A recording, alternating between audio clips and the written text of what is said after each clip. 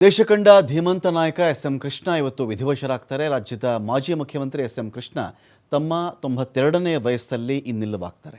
ವಯೋಸಹಜ ಅನಾರೋಗ್ಯದಿಂದ ಬಳಲ್ತಾ ಇದ್ರು ಅವರು. ಅನೇಕ ಬಾರಿ ಆಸ್ಪತ್ರೆಗೆ ದಾಖಲಾಗುವುದು, ಚಿಕಿತ್ಸೆ ತಗೊಳ್ಳೋದು, ಮತ್ತೆ ಮನೆಗೆ ಮರಳುವುದು ಆಗ್ತಾ ಇತ್ತು.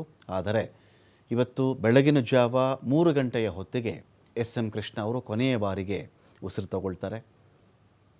ದೇಶದ ಅಪರೂಪದ ರಾಜಕಾರಣಿಗಳಲ್ಲಿ ಎಸ್.ಎಂ. ಕೃಷ್ಣ ಅವರು ಕೂಡ ಒಬ್ಬರು, ಅಗ್ರ ಪಂಕ್ತಿಯ ರಾಜಕಾರಣಿ. ಈ ಥರ ಮೇರು ವ್ಯಕ್ತಿತ್ವದ ರಾಜಕಾರಣಿಗಳು ಅಂತ ನಾವು ಕರ್ನಾಟಕದ ಮಟ್ಟಿಗೆ ನೋಡೋದಾದರೆ ಒಂದು 4-5 ಜನದ ಹೆಸರು ನಮಗೆ ಸಿಗಬಹುದಾಗುತ್ತೆ. ಅಂತಹ ಎಸ್.ಎಂ. ಕೃಷ್ಣ ಅವರು ಇಲ್ಲವಾಗ್ತಾರೆ. ಎಸ್.ಎಂ. ಕೃಷ್ಣ ಅವರು ಇಲ್ಲದೆ ಬೆಂಗಳೂರಿನ ಕೆಲ ಭಾಗದ ಅಭಿವೃದ್ಧಿಗಳು, ಕೆಲ ಯೋಜನೆಗಳು, ಸಾಫ್ಟ್ವೇರ್ ಕ್ಷೇತ್ರ ನಾವು ಊಹೆ ಮಾಡ್ಕೊಳ್ಳೋದು ಕೂಡ ಕಷ್ಟ ಆಗುತ್ತೆ.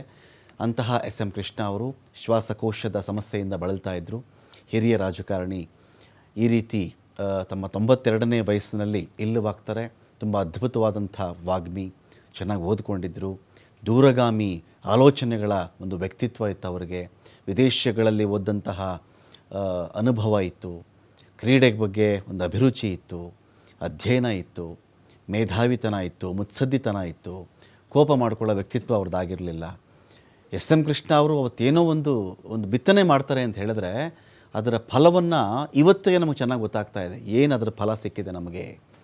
ದೇಶದಲ್ಲೇ 2ನೇ ರಾಜ್ಯವಾಗಿ ನಾವು ತೆರಿಗೆ ಕಟ್ತಾ ಇದ್ದೀವಿ ಅಂತ ಹೇಳಿದ್ರೆ ಅಷ್ಟು ದೊಡ್ಡ ಮಟ್ಟದಲ್ಲಿ ಅವರ ಕಾಂಟ್ರಿಬ್ಯೂಷನ್ ಇತ್ತು. 57%, 58% ತೆರಿಗೆ ಬೆಂಗಳೂರಿಂದನೇ ಹೋಗುತ್ತೆ ಅಂದರೆ ಇದೇ ಸಾಫ್ಟ್ವೇರ್ ದಿಗ್ಗಜ ಕಂಪನಿಗಳೆಲ್ಲವೂ ಕೂಡ ಇಲ್ಲಿಯೇ ಶುರುವಾಯಿತಲ್ಲ. ಹಾಗಾಗಿ ಒಂದು ಸಿಲಿಕಾನ್ ವ್ಯಾಲಿ ಎನ್ನುವ ಒಂದು ಕಲ್ಪನೆಯನ್ನು ಎಸ್.ಎಂ. ಕೃಷ್ಣ ಅವರು ಒತ್ತಿಗೆ ಮಾಡಿದರು.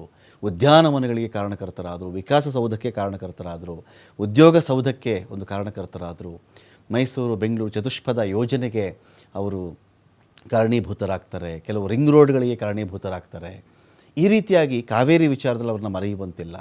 ಅವರ ಒಂದು ನಿರ್ವಹಿಸಿದಂಥ ಬರ ಪರಿಸ್ಥಿತಿ, ರಾಜ್ಕುಮಾರ್ ಅಪಹರಣ ಪ್ರಕರಣದಲ್ಲಾದಂತಹ ಅವರಿಗೆ ಒಂದು ತೊಂದರೆಗಳು, ಅದನ್ನು ಅವರು ದಾಟ್ಕೊಂಡು ಬಂದಂಥ ರೀತಿ, ಹೀಗೆ ಎಲ್ಲವೂ ಒಂಥರ ನೆನಪುಗಳ ಮೆರವಣಿಗೆ ಅವೆಲ್ಲವೂ ಕೂಡ. ಅಂತಹ ರಾಜಕಾರಣಿ ಇವತ್ತು ಇಲ್ಲವಾಗ್ತಾರೆ. ಸದಾಶಿವನಗರದಲ್ಲಿ ಅವರ ಅಂತಿಮ ದರ್ಶನವನ್ನು ಗಣ್ಯರು ಅನೇಕರು ಪಡ್ಕೊಂಡ್ರು. 1999 ಅಲ್ಲಿಂದ 2004ರವರೆಗೂ ರಾಜ್ಯದಲ್ಲಿ 16ನೇ CM ಆಗಿ ಎಸ್.ಎಂ. ಕೃಷ್ಣ ಅವರು ಆಳ್ವಿಕೆಯನ್ನು ಮಾಡಿದ್ದಾರೆ.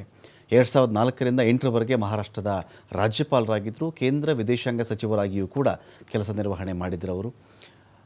ಮಂಡ್ಯದ ಸೋಮನಹಳ್ಳಿ ಗ್ರಾಮದಲ್ಲಿ 1932 ಮೇ 1ನೇ ತಾರೀಕು ಅವರ ಜನನವಾಗಿತ್ತು.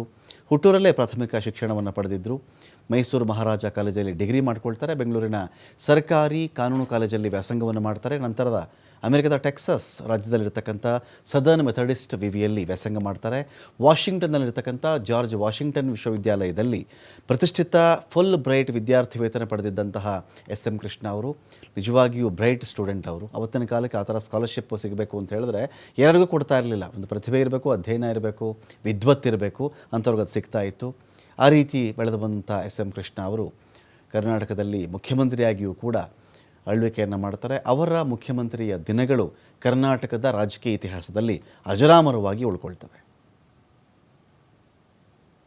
ಎಂ ಕೃಷ್ಣ ಅವರು ನಮ್ಮದೆಲ್ಲ ಅಗಲಿದ್ದಾರೆ. ಅವರು ಒಬ್ಬ ದೂರದೃಷ್ಟಿ ಇದ್ದಂತ ಮುತ್ಸದ್ದಿ ರಾಜಕಾರಣಿ.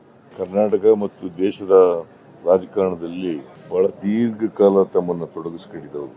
ಅವರು ಸುಮಾರು 6 ದಶಕಗಳಿಗೂ ಹೆಚ್ಚು ಕಾಲ ಸಾರ್ವಜನಿಕ ಜೀವನದಲ್ಲಿದ್ದರು. ಮತ್ತೆ ಸಮರ್ಥ ಆಡಳಿತಗಾರರಾಗಿ ಕೂಡ. ಕರ್ನಾಟಕ ಸರ್ಕಾರ ಈಗ ತಾನೇ ನಾವು ಬೆಳಗಾಂನಲ್ಲಿ ಬಿಸಿನೆಸ್ ಅಡ್ವೈಸರಿ ಕಮಿಟಿ ಸಭೆ ಕೂಡ ನಡೆಸಿದೆ. ಬೆಳಗ್ಗೆ ಮುಖ್ಯಮಂತ್ರಿಗಳ ಹತ್ರ ಕೂಡ ನಾನು ಬೆಳಗ್ಗೆ ಎದ್ದು ಚರ್ಚೆ ಮಾಡಿದ್ದೇನೆ. ನಾಳೆ ಬೆಳಗ್ಗೆ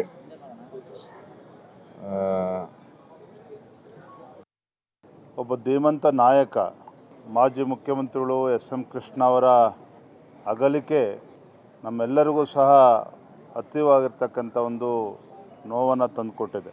ಮುಖ್ಯಮಂತ್ರಿಗಳಾಗಿ, ರಾಜ್ಯಪಾಲರಾಗಿ ಮತ್ತು ಕೇಂದ್ರದ ಸಚಿವರಾಗಿ ಯಾವ್ಯಾವ ಹುದ್ದೆಗಳನ್ನು ಅವರು ಅಲಂಕರಿಸಿದ್ರೋ ಎಲ್ಲ ಹುದ್ದೆ ಅಥವಾ ಜವಾಬ್ದಾರಿಗಳನ್ನು ಅತ್ಯಂತ ಜವಾಬ್ದಾರಿಯುತವಾಗಿ ಒಂದು ಅವರದೇ ಆದಂಥ ಒಂದು ಛಾಪನ್ನು ಮೂಡಿಸಿರ್ತಕ್ಕಂಥವ್ರು ಸನ್ಮಾನ್ಯ ಶ್ರೀ ಎಸ್.ಎಂ. ಕೃಷ್ಣಾಜಿ ಅವರು. ಬೆಳಗ್ಗೆ ಈ ಸುದ್ದಿ ಎಸ್ ಎಂ ಕೃಷ್ಣ ಅವರು ನಮ್ಮ ಮಧ್ಯೆ ಇಲ್ಲ ಅನ್ನೋ ಸುದ್ದಿ ತಿಳಿದು ನಮ್ಮೆಲ್ಲರಿಗೂ ಆಘಾತ ಆಗಿದೆ. ಯಾಕಂದರೆ ಅವ್ರ ಜೊತೆ ಭಾಳ ಒಡನಾಟ ಇತ್ತು ನಮಗೆ. ನಾವೆಲ್ಲ ಯಾವೇ ಅಧಿಕಾರ ಬಂದಂಥ ಸಂದರ್ಭದಲ್ಲೂ ಕೂಡ ನಾವು ಸ್ವೇರಿಂಗ್ ಸೆರೆಮನಿ ಮುಗಿಸ್ಕೊಂಡು ಎಸ್ ಎಂ ಕೃಷ್ಣ ಅವ್ರ ಮನೆಗೆ ಬಂದು ಅವ್ರ ಆಶೀರ್ವಾದ ತೆಗೆದುಕೊಂಡು ಹೋಗ್ತಾ ಇದ್ದೀವಿ. ಮತ್ತು ಅವರ ಪ್ರತಿ ಹುಟ್ಟು ಹಬ್ಬ ಇರ್ಬೋದು, ಬೇರೆ ಬೇರೆ ಸಂದರ್ಭದಲ್ಲೂ ಕೂಡ ಯಾವಾಗಲೂ ಅಷ್ಟೇ, ಅದು ಬಿಫೋರ್ ಅಷ್ಟೇ ಫಾದರ್ ಅವ್ರು ಯಾವಾಗಲೂ ಅವರ ಎಸ್ ಎಂ ಕೃಷ್ಣ ಮೇಲೆ ಒಂದು ಸಪ್ರೇಟ್ ರೆಸ್ಪೆಕ್ಟ್ ಇರೋದು. ಯಾವಾಗಲೂ ಐ ಥಿಂಕ್ ಅವ್ರು ಯಾವಾಗಲೂ ಹೇಳೋರು ಇರ್ತಾರೆ, ಒಂದು ಸೊಫಿಸ್ಟಿಕೇಟೆಡ್ ಸಿ ಎಮ್, ಇಲ್ಲಾಂದರೆ ಒಬ್ಬ ಮನುಷ್ಯ ಸೊಫಿಸ್ಟಿಕೇಟೆಡ್ ಆದರೆ ಹೆಂಗಿರ್ಬೇಕಂದ್ರೆ ಎಸ್ ಎಂ ಕೃಷ್ಣ ಅಂತ ಇರಬೇಕು. ಶಿಸ್ತು ಅವ್ರು ಮಾಡೋ ಕೆಲಸದಲ್ಲಿರ್ಬೋದು. ಆಮೇಲೆ ಎಕ್ಸ್ಪೆಷಲಿ ಈ ಕಿಲಿಂಗ್ ವೀರಪ್ಪನ ಟೈಮ್ನಲ್ಲಿ ನಮ್ಮ ಫ್ಯಾಮಿಲಿ ಜೊತೆ ಇದ್ದಿದ್ದು ಯಾವತ್ತೂ ನಾವು ಮರೆಯಲ್ಲ. ಆಮೇಲೆ ಪರ್ಸನಲ್ ನಮಗೂ ಅವ್ರ ಜೊತೆ ಆತ್ಮೀಯತೆ ಇದು,